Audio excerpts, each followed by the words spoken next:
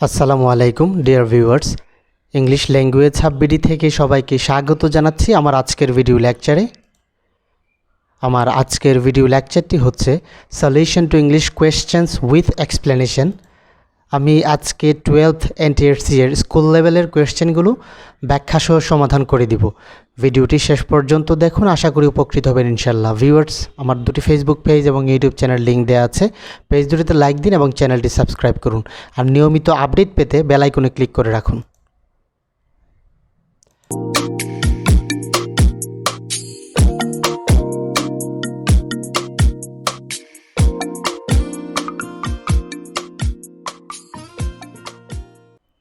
Number 1, তৌফিক went to library with a view two.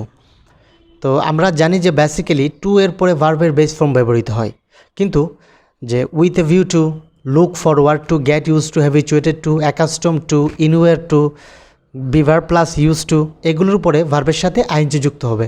অর্থাৎ এখানে অ্যান্সার হচ্ছে রিডিং আ বুক, অপশন গ হচ্ছে এখানে কারেক্ট।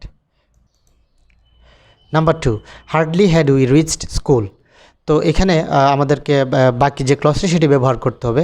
তো এই ক্ষেত্রে আমরা জানি যে নো সুনার হ্যাড এর সাথে কম্বিনেশন হচ্ছে দেন, হার্ডলি হ্যাডের সাথে কম্বিনেশন হচ্ছে ওয়েন, আর স্কাসলি হ্যাডের সাথে কম্বিনেশন হচ্ছে ওয়েন অথবা বিফোর। সো এখানে হার্ডলি হ্যাড আছে, সুতরাং তার সাথে কম্বিনেশন হচ্ছে when, when the bell rang, option ক হচ্ছে এখানে কারেক্ট। নাম্বার 3, দো হি ইজ পুয়ার। তো এখানে আমাদেরকে আরেকটি ক্লজ ব্যবহার করতে হবে। তো বেসিক্যালি এটি হচ্ছে একটি কমপ্লেক্স সেন্টেন্স, কারণ দো দিয়ে শুরু হয়েছে। আমরা জানি যে কমপ্লেক্স সেন্টেন্সের ক্ষেত্রে যখন দুটি ক্লজ যুক্ত হয় শুধু একটি মাত্র কনজাংশন ব্যবহৃত হয়। সো এখানে দো কনজাংশনটি যেহেতু ব্যবহৃত হয়েছে, সুতরাং এখানে অপশন খতে বাট, ঘতে বাট এবং গতে এন্ড, এই কনজাংশনগুলো আর যুক্ত হবে না, অর্থাৎ খ, গ এবং ঘ এখানে এমনিতেই বাদ যায়। সো অপশন ক হচ্ছে এখানে কারেক্ট, দো he is poor he is honest. Number 4, আমি তোমাকে খাওয়াবো। তো এটার ট্রান্সলেশন আমাদেরকে করতে হবে। তো আমরা জানি যে খাওয়ানো অর্থ হচ্ছে ফিড, ফিড মানে হচ্ছে খাওয়ানো। সো আমি তোমাকে খাওয়াবো হচ্ছে I shall feed you, option খ হচ্ছে এখানে কারেক্ট। নাম্বার 5, সে আমার আপন ভাই, এটাকেও আমাদের ট্রান্সলেট করতে হবে। তো এখানে আমরা অপশনগুলোতে দেখি, অপশন খতে আছে he is my step brother, step মানে হচ্ছে সৎ ভাই, সো এটা হবে না। He is my own brother, এখানে মাই আবার ওন বলা, এটা হচ্ছে বাহুল্য দোষে দুষ্ট, অর্থাৎ রিডান্ডেন্সি। তারপর he is my elder brother মানে হচ্ছে বড় ভাই, সো এখানে কারেক্ট আনসার হচ্ছে he is my brother, option ক হচ্ছে এখানে কারেক্ট। নাম্বার 6, আমার লিখিবার কলম নাই, এটাকে ট্রান্সলেট করতে হবে। তো আমি যদি এখানে বলি প্রথমত যে আমার কলম নাই, তাহলে হবে আই হ্যাভ নো পেন। তাহলে এখানে বলা হয়েছে লিখিবার কলম নাই, যেহেতু কলম দিয়ে লেখা হয়, কোনো ইনস্ট্রুমেন্ট বা কোনো কিছু দিয়ে যখন কোনো কাজ করা হয় তার সাথে উইথ ব্যবহৃত হয়, সো হবে I have no pen to write with, option গ হচ্ছে এখানে correct.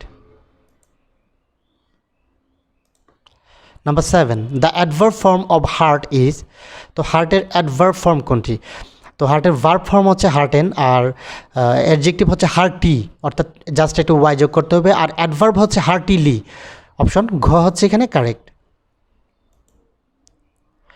Number 8, verb form of the word danger.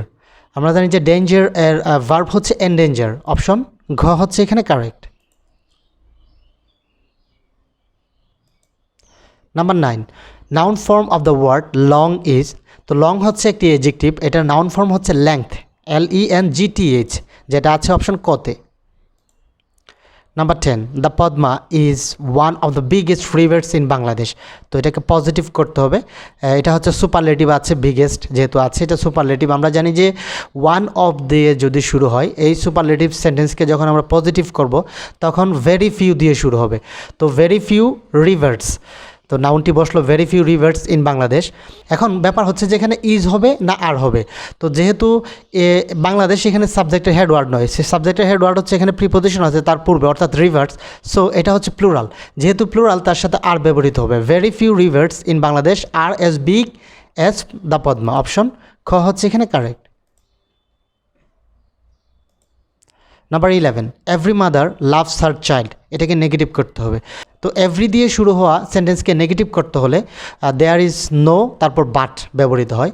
তো যেটা আছে অপশন কতে, there is no mother but loves her child, অর্থাৎ নো এর পরে যে নাউনটি আছে সেটি ব্যবহৃত হবে, তারপর বাট আসবে, অপশন ক হচ্ছে এখানে correct. Number 12, without working hard you cannot shine in life. এটাকে কমপ্লেক্স করতে হবে। এটা আছে সিম্পল সেন্টেন্স। আমরা জানি যে কমপ্লেক্স সেন্টেন্সে অ্যাটলিস্ট দুটি ফাইনিট ভার্ব থাকে। সো এখানে একটি ফাইনিট ভার্ব হচ্ছে শাইন। তো আরেকটি আছে যেমন ওয়ার্ক, ভার্বের সাথে আইনজি যুক্ত হয়ে এটা জিরান্ড হয়ে আছে, এটাকে আমাদের ফাইনিট ভার্ব করতে হবে। তো এক্ষেত্রে সেন্টেন্সটি উইদাউট দিয়ে শুরু হয়েছে। যখন কোনো সেন্টেন্স উইদাউট দিয়ে শুরু হয় এটাকে কমপ্লেক্স করতে হয়, তখন তার পরিবর্তে ইফ অথবা আনলেস ব্যবহার করতে হয়। যদি ইফ ব্যবহার করা হয় তাহলে তারপরে নেগেটিভ হবে, অর্থাৎ ইফ যুক্ত সেন্টেন্সটি নেগেটিভ হবে। আর যদি আনলেস ব্যবহার করা হয় তাহলে ইফ যুক্ত সেন্টেন্সটি নেগেটিভ হবে না। অপশন গ এবং ঘতে আনলেস ব্যবহার করা হয়েছে, কিন্তু ঘতে ইফের আনলেসের পরের অংশটি নেগেটিভ করা হয়েছে, সুতরাং এটা ভুল। যেহেতু আনলেসই হচ্ছে একটা নেগেটিভ ওয়ার্ড, অপশন গ হচ্ছে এখানে correct. Unless you work hard you cannot shine in life.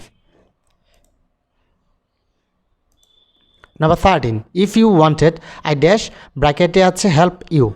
তো ইফযুক্ত সেন্টেন্সের ক্ষেত্রে একটা নিয়ম আছে যে ইফযুক্ত সেন্টেন্সের একটা অংশ অর্থাৎ ইফযুক্ত ক্লজটি যদি পাস্ট ইনডিফিনিটে হয় তাহলে অপর ক্লজটি পাস্ট কন্ডিশনাল হবে। তো এখানে ওয়ান্টেড হচ্ছে পাস্ট ইনডিফিনিট প্রথম অংশটি, সুতরাং পর অংশটি পাস্ট কন্ডিশনাল হবে, যে ক্ষেত্রে একটা কুড অথবা উড অথবা মাইট এবং ভার্বের বেস ফর্ম ব্যবহৃত হবে। তো অপশন খতে আছে উড হেল্প, অপশন খ হচ্ছে এখানে correct. Number 14, they arrived there after you dash leave. তো এখানে আফটার আছে। আমরা জানি যে আফটার যুক্ত সেন্টেন্সের যদি অতীতের দুটি ঘটনা যুক্ত করে তাহলে সেক্ষেত্রে যে একটি আফটার অর্থ হচ্ছে পরে, আফটারের পরে হবে পাস্ট পারফেক্ট। যেহেতু আগেরটি পাস্ট ইনডিফিনিট আছে সুতরাং আফটারও তো পরে, তারপরের অংশটি হবে পাস্ট পারফেক্ট। তো পাস্ট পারফেক্ট আছে যেটা অপশন কতে সাবজেক্ট প্লাস হ্যাড মূল ভার্বের পাস্ট পার্টিসিপল ফর্ম, অপশন ক হচ্ছে এখানে correct, had left. Number 15, dash he is coming today. তার মানে সে আসতেছে, এটা কি এখানে বলা যায় যে অবশেষে সে আসতেছে। তো এখানে অ্যাট লার্জ মানে হচ্ছে স্বাধীনভাবে, অল ইন অল মানে হচ্ছে সর্বে সর্বা, আর 10 to 1 মানে হচ্ছে যে খুব সম্ভবত। তো যেহেতু অ্যাট লেংথ অর্থাৎ অবশেষে বা বড় জোর অর্থে, এটার আরেকটা অর্থ হচ্ছে সম্পূর্ণরূপে, তো অ্যাট লেংথ হবে এখানে কারেক্ট, কারণ অবশেষে সে আসতেছে, at length he is coming, option ক হচ্ছে এখানে correct. Number 16, let the sentence be dash throw.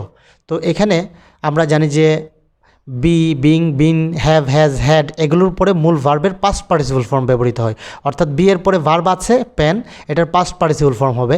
আর এক্ষেত্রে পাস্ট পার্টিসিপল ফর্ম করতে গেলে আমরা দেখতে পাচ্ছি যে গ এবং ঘতে দেওয়া আছে, কিন্তু বানান সঠিক নয়, গতে ভুল আছে। কারণ হচ্ছে যে পেন হচ্ছে পি হচ্ছে কনসোনেন্ট, এন হচ্ছে কনসোনেন্ট, দুটি কনসোনেন্টের মাঝখানে যখন ভাওয়াল আসবে, কোনো ওয়ার্ডের শেষের দুটি কনসোনেন্টের মাঝখানে যখন ভাওয়াল আসবে তখন শেষের যে লেটারটি থাকে সেটি ডাবল হয়ে যাবে, অর্থাৎ শেষে এন আছে এটা ডাবল হয়ে যাবে।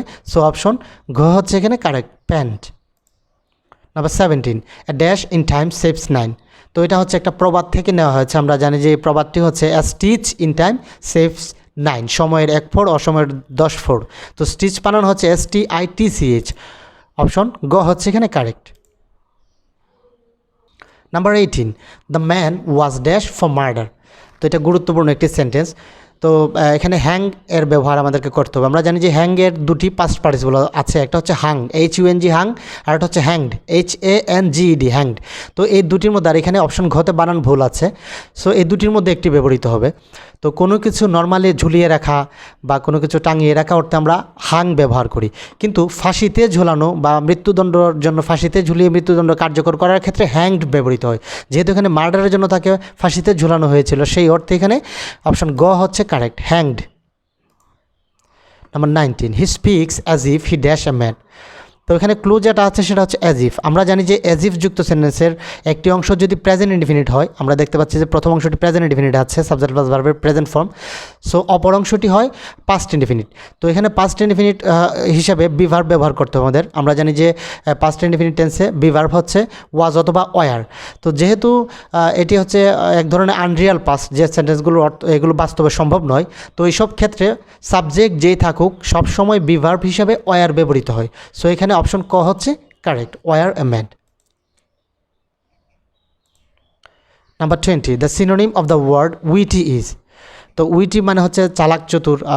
তো এক্ষেত্রে আছে অপশন কতে ক্লেভার, ক্লেভার মানে হচ্ছে চালাক বা চতুর, অপশন ক হচ্ছে এখানে correct. Number 21, the synonym of the word cordial. Is, আমরা জানি যে কর্ডিয়াল মানে হচ্ছে আন্তরিক বা অমায়িক, তো এক্ষেত্রে হোস্টাইল মানে হচ্ছে শত্রুভাবাপন্ন, আনফ্রেন্ডলি মানে হচ্ছে অবন্ধুত্বপূর্ণ আচরণ, তারপর মিক মানে হচ্ছে ভদ্র ও নম্র, তো অ্যামিয়েবল মানে হচ্ছে আন্তরিক, সো অপশন ঘ হচ্ছে কর্ডিয়ালের synonym. Number 22, the antonym of the word adverse. Adverse মানে হচ্ছে প্রতিকূল, তো হোস্টাইল মানে হচ্ছে শত্রুভাবাপন্ন, তারপর নেগেটিভ মানে হচ্ছে বিপরীত, তো এক্ষেত্রে ফেভারেবল মানে হচ্ছে যে অনুকূল, সো আনফেভারেবল মানে হচ্ছে প্রতিকূল। সো এখানে অ্যাডভার্সের অ্যান্টোনিম হচ্ছে ফেভারেবল, অনুকূল, অপশন গ হচ্ছে এখানে correct. Number 23, the antonym of the word flexible is. তো ফ্লেক্সিবল মানে হচ্ছে নমনীয়, হার্ড মানে হচ্ছে কঠিন, ইলাস্টিকও হচ্ছে নমনীয়, ডাকটাইল মানে হচ্ছে নমনীয় যেটা ভঙ্গুর, চেঞ্জেবল মানে হচ্ছে পরিবর্তনশীল। সো ফ্লেক্সিবলের অ্যান্টোনিম হচ্ছে হার্ড, অর্থাৎ যেটা নমনীয়, এটার অপোজিট হচ্ছে কঠিন, অপশন ক হচ্ছে এখানে correct. Number 24, you will fail in the exam if you dash from school. তো এখানে টেক টু টাস্ক মানে হচ্ছে তিরস্কার করা, পুট আউট মানে হচ্ছে নিভানো, পুট অফ মানে হচ্ছে খুলে ফেলা, আর প্লে ট্রন্ট মানে হচ্ছে স্কুল পালানো। তো যেহেতু বলা হচ্ছে যে তুমি যদি পরীক্ষায় ফেল করবে যদি তুমি স্কুল পালাও, তো সেই অর্থে এখানে অপশন ঘ হচ্ছে correct, play truant. Number 25 and the last one, his dash pleased us all.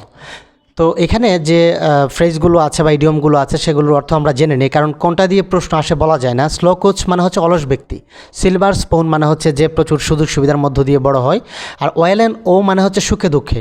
তো এখানে তার প্রথম বক্তৃতা আমাদেরকে খুশি করেছিল বা আনন্দিত করেছিল, সেই অর্থে এখানে মেড ইন স্পিচ অর্থ হচ্ছে প্রথম বক্তৃতা, অপশন গ হচ্ছে এখানে কারেক্ট।